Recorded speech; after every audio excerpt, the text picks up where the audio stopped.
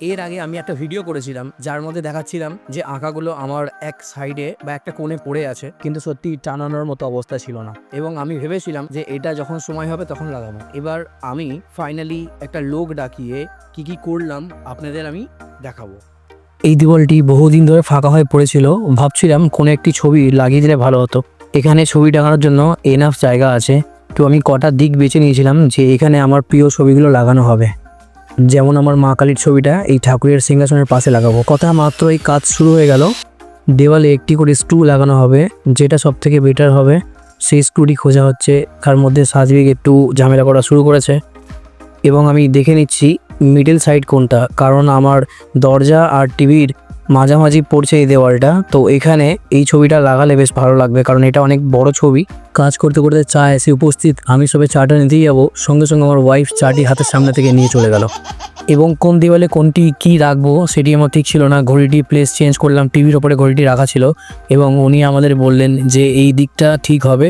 আর আমি হাতে তুলে নিলাম আমার প্রিয় ছবি। এই ছবিটি আমার খুব পছন্দের ছবি এবং এটি আমি সিংহাসনের সামনে লাগাবো। এর থেকে পারফেক্ট প্লেস আর হয় না। তো এখানে খুব সুন্দর লাগছে ছবিটি।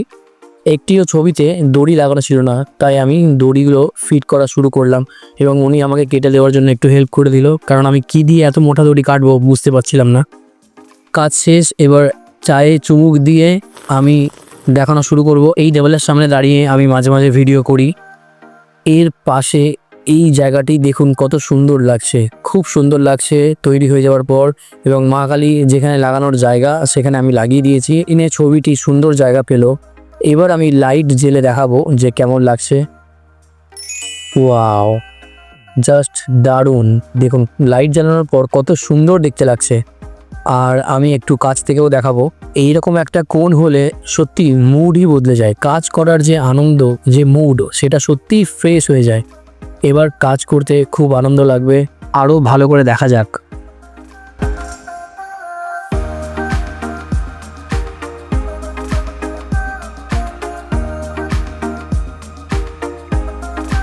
এই ছবিটি যতবার দেখি ততবারই আমি ভালো লাগে, কেন জানি না।